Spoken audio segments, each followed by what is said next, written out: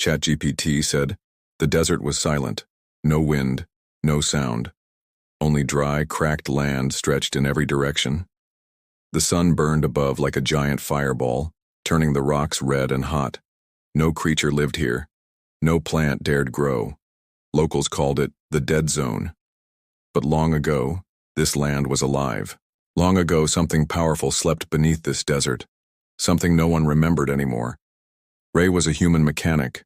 He worked on old cargo ships and fixed machines others had thrown away. He wasn't a hero. He didn't care about glory.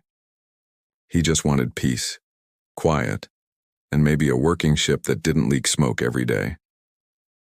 But fate had other plans. Ray's ship, the Dust Hopper, had broken down mid-flight. One engine exploded. He lost control and crashed in the middle of nowhere, right into the dead zone. His ship lay tilted, half buried in sand, hissing and broken. His radio was dead. He had no signal, no help, and only a small water bottle left. He stepped outside. The heat hit him like a hammer. Sweat formed on his face within seconds. He looked around. The land looked like it had been hit by 100 storms, then left to die. Jagged rocks, deep cracks, and strange black markings covered the ground. He had seen old satellite maps of this region. It wasn't supposed to look like this. Ray grabbed his tool bag and started walking.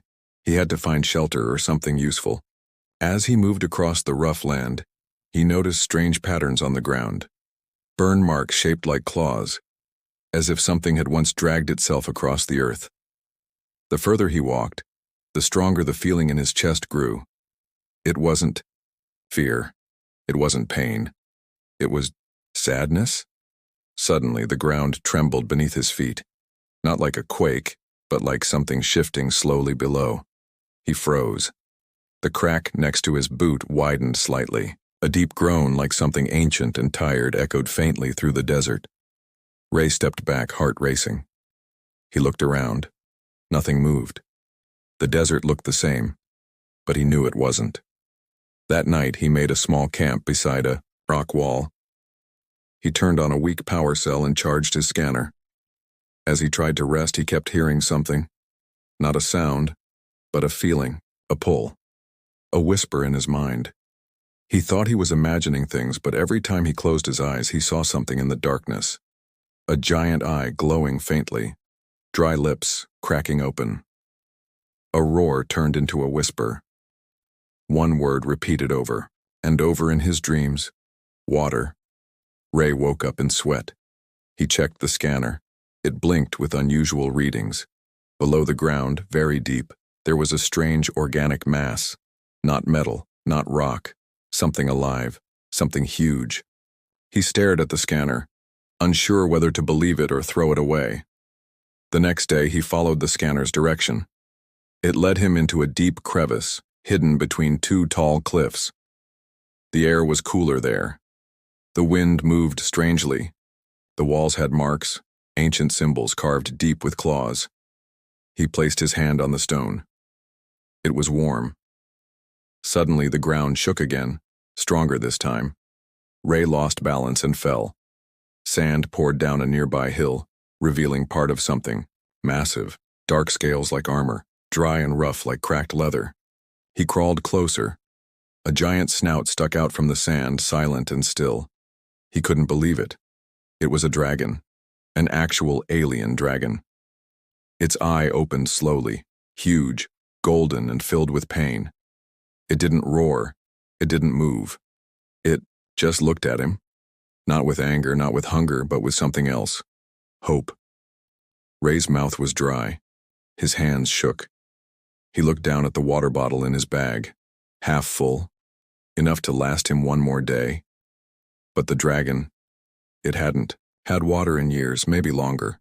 He stepped forward and opened the bottle. The dragon's eye followed every move.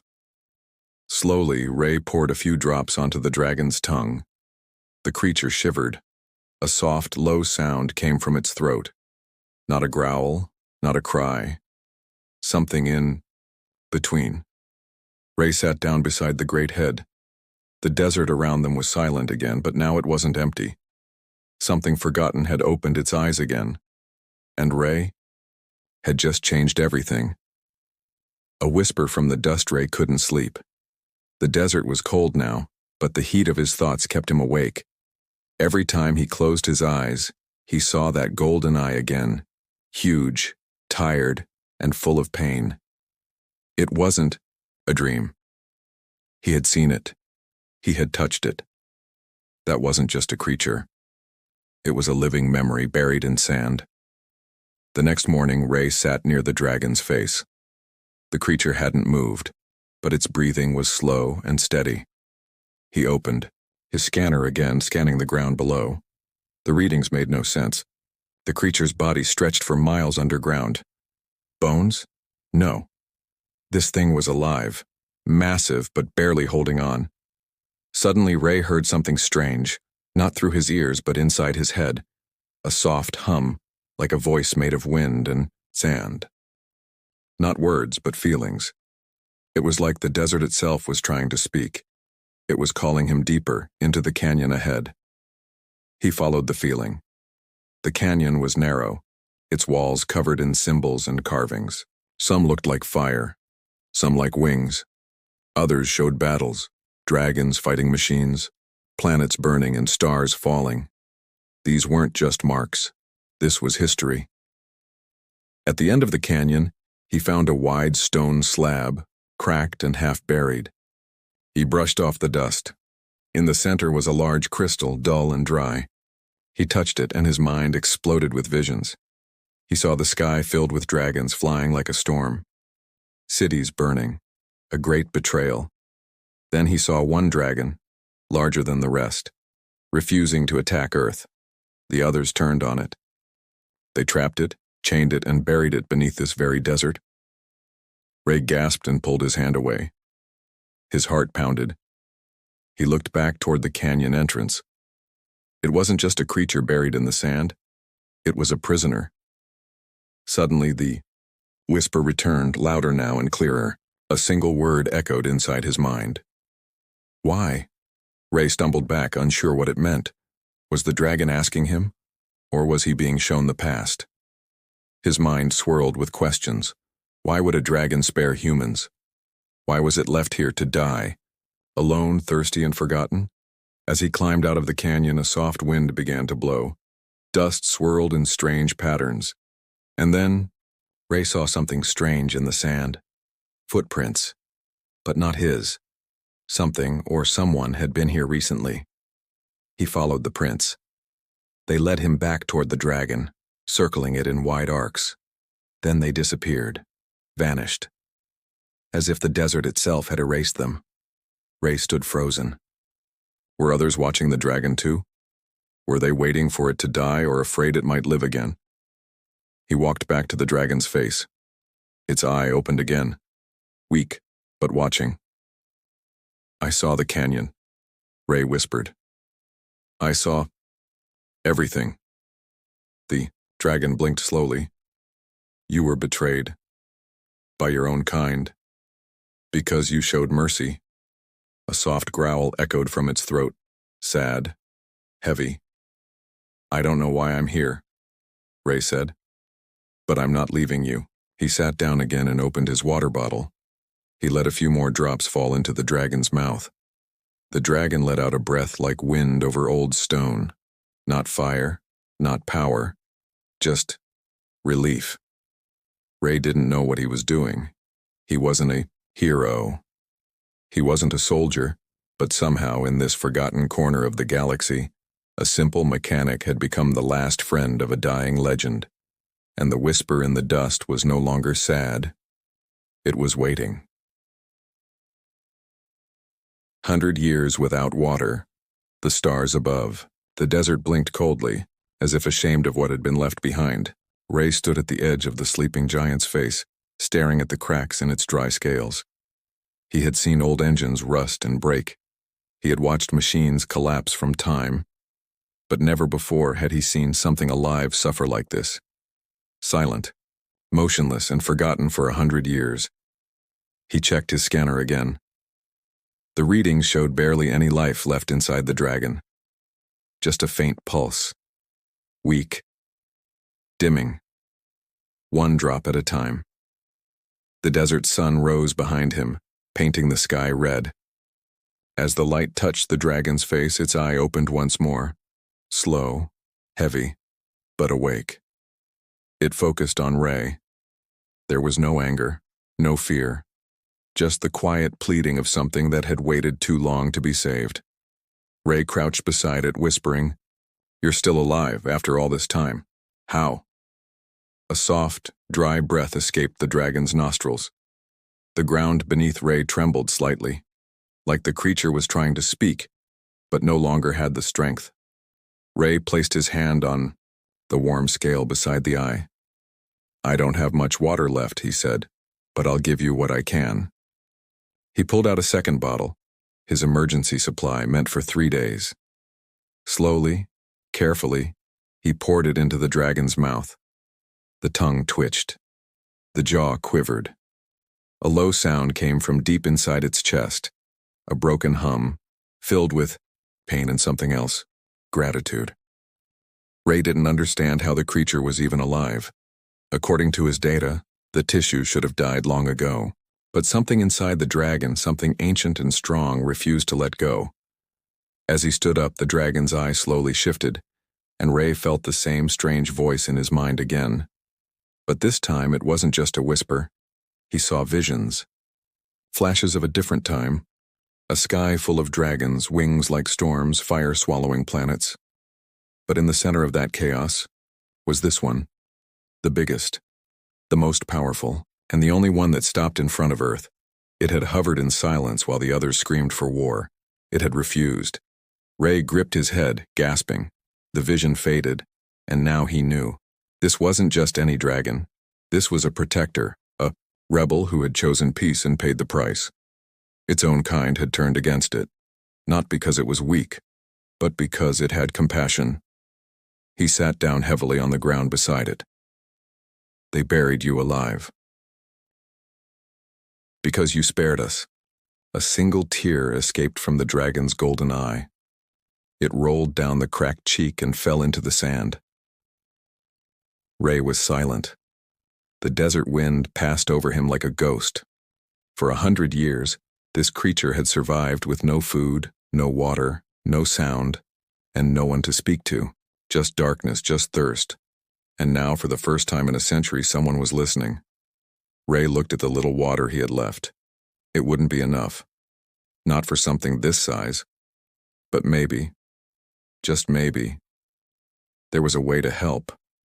He stood up, walked back to his broken ship, and looked at the water filtration system. Damaged, but fixable. If he could fix that, he could create a slow drip, not much, but steady. Back near the dragon, the whisper returned, not in words, but in feeling. Hope. For the first time in 100 years, the dragon didn't feel alone, and Ray didn't feel useless. He had always been just a mechanic. But now, he was its lifeline. A mechanic's promise. The stars had faded by the time Ray finished his work.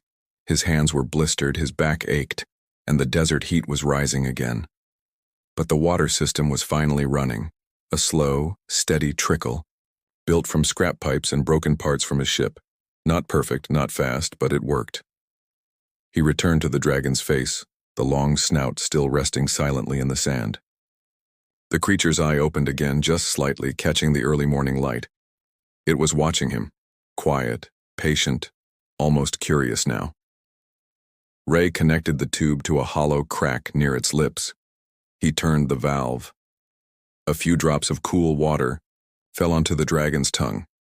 Its chest rose. Then again, and again. With each drop, the color in its eye grew deeper, like embers glowing to life inside a dying fire. It didn't roar or move, but Ray could feel the change. The silence wasn't empty anymore. It was alive. Ray sat down beside it, shoulders heavy but heart steady. "You've been alone for too long," he said softly. "You didn't deserve this." The dragon's eye blinked once, slow, thoughtful, and then for the first time a deep voice echoed, Not out loud, but inside Ray's mind. Why help me? Ray froze. His breath caught in his throat. He looked at the eye, now wide open. There was no threat in that question. No pride. Just quiet confusion. Like the dragon could not understand why anyone would care. Ray answered, voice shaking. Because no one should be left to die in silence, not even a creature as big as you. Not even someone the galaxy forgot. The dragon was still. But Ray felt something stir. Not movement, but memory.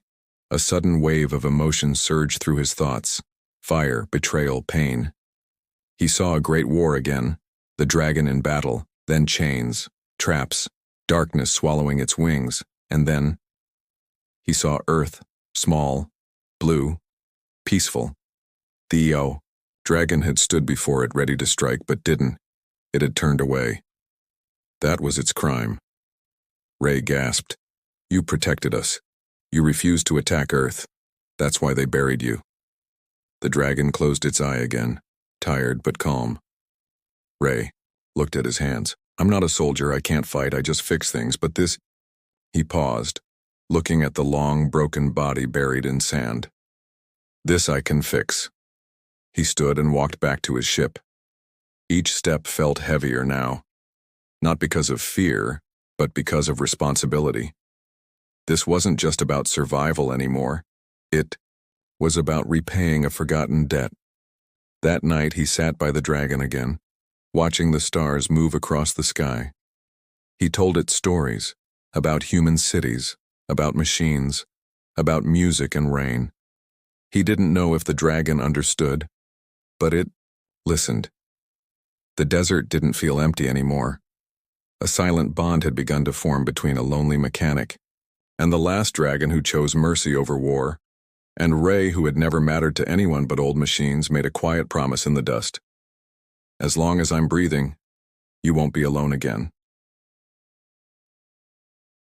The war that broke the sky, the desert wind, howled that night, carrying dust and echoes across the dry land.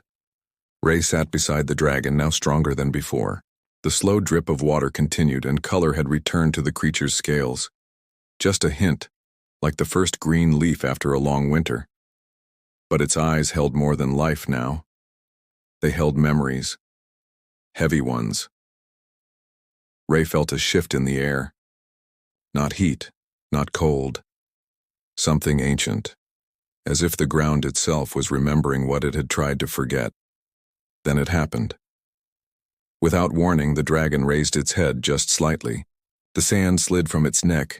A deep breath filled its chest. The sky darkened, not from clouds, but from something unseen. The air pulsed. And then Ray saw it.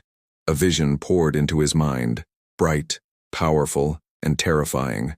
Dragons by the thousands filled the stars. Wings wide, eyes burning.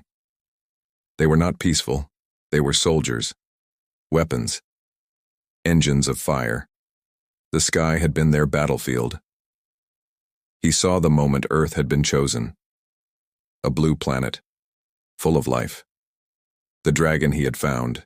This one had been ordered to burn it, but it refused. Ray gasped as the image sharpened.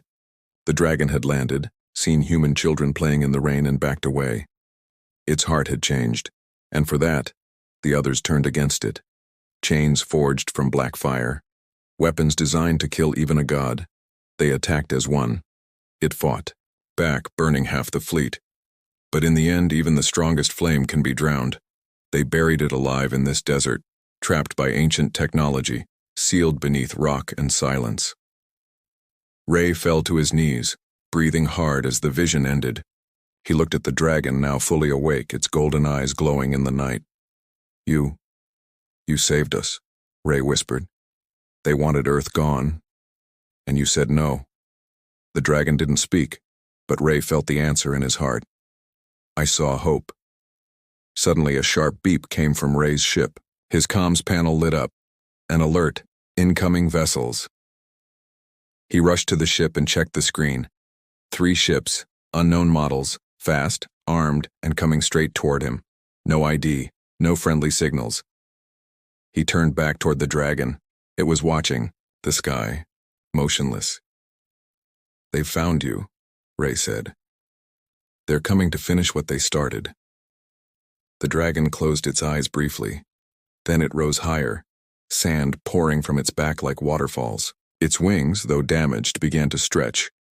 Ray felt the fear creeping in, but he didn't move. "I won't leave," he said.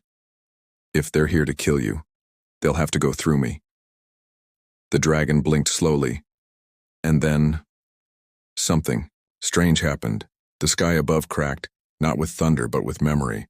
The stars pulsed, and from deep inside the dragon's chest a soft glow began to grow. Not fire, something older, something pure. The war that broke the sky wasn't over, and Ray, a simple human mechanic, was now standing on the edge of it. Enemies return, but so does fire. The sky above the desert split open with light. 3 ships descended fast, sharp, black, and silent. No flags, no warning, only glowing red engines and weapons already aimed. They weren't here to talk. Ray stood on the sand, staring, a heart pounding. His comm system screamed warnings, but he didn't move. Behind him, the dragon was rising, its long body breaking free from the prison of sand. Dust flew everywhere as the ancient wings stretched wide, trembling with effort but full of silent power. Ray spoke into the air. "This is human engineer. Ray Talon. I don't know who you are, but if you harm this creature, Earth will know. We will respond." No reply. One ship hovered lower. A red beam scanned Ray. Another focused on the dragon. They were trying to lock on. The dragon turned its head slowly, golden eyes glowing bright. "They are from the old fleet," the voice echoed in Ray's mind. "They smell like betrayal." Ray's fists tightened. "Then we fight." The lead ship opened fire. A flash of plasma shot through the sky toward them, but just before it hit, the dragon roared. The sound wasn't loud, it was deep. It shook the earth. A glowing shield erupted from the sand, crackling like lightning. The plasma hit it and vanished, into sparks. Ray stumbled back in shock.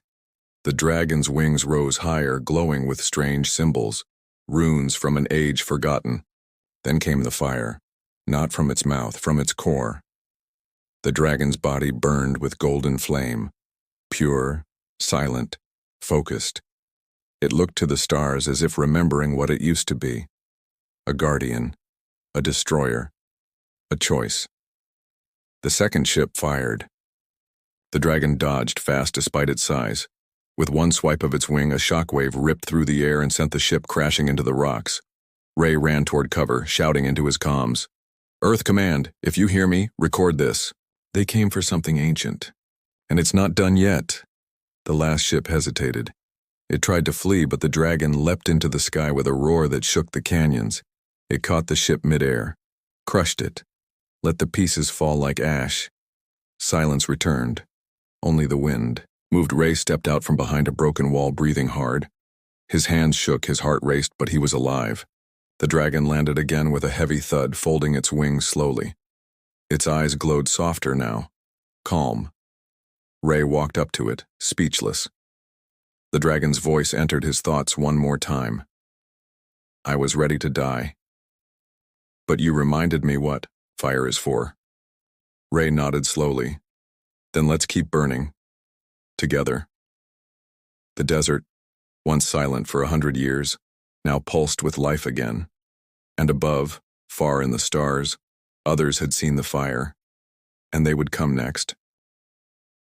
A flame reborn, a debt repaid. The smoke had faded. The silence returned, but it was not the silence of death. It was the silence after something legendary has risen and refused to fall. The dragon stood tall now, its massive body fully free from the desert's grip. Sunlight shimmered off its golden scales, no longer dry and broken but glowing, alive. The sand that once buried it now bowed around its feet. A grave turned into a throne. Ray stood at its side, covered in dust, sweat, and disbelief. He looked up at the ancient being, not with fear, not even awe, but with respect. "You saved me," Ray whispered, voice hoarse. But more than that, you reminded me what it means to stand for something. The dragon lowered its head, close enough that Ray could see his reflection in its eye. A small man, a mechanic, and yet the only soul in the galaxy who chose to give instead of take. You gave me water, the dragon said into his mind. They gave me chains, Ray smiled softly. And now you're free. The wind picked up again, this time carrying a new sound, distant engines. Ray looked up sharply. He didn't see them yet, but they were coming. The dragon heard it too. But this time it didn't prepare for battle. Instead, it looked at Ray. Let them come. Let them see I have not burned. Let them see I remember. Kindness. The sky opened, not with fire, but with light. Dozens of ships appeared. Human ships, Earth's fleet. They had heard Ray's message. They had come. But what they found was not a war zone. They found a dragon, standing calmly beside a man. Ray stepped forward, raising his hand to the sky, signaling peace. It's over, he whispered. He's not the enemy. The dragon raised its wings and let out a low, thunderous call, strong, but not violent. It echoed for miles through the canyons, through the comms of every pilot above. A warning, a promise, a rebirth. Then, slowly, the dragon turned. Its wings stretched fully now, casting a long shadow across the desert. With one last glance at Ray, it spoke one final time. Tell your kind, we remember everything.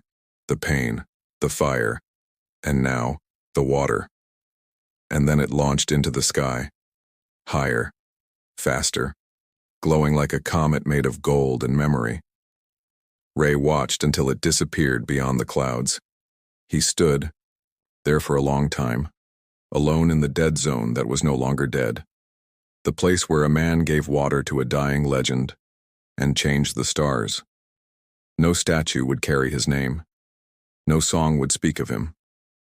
But in the hearts of dragons, and maybe one day in the heart of the galaxy, Ray the mechanic would be remembered, not as a hero, but as the human who chose mercy and lit the fire again.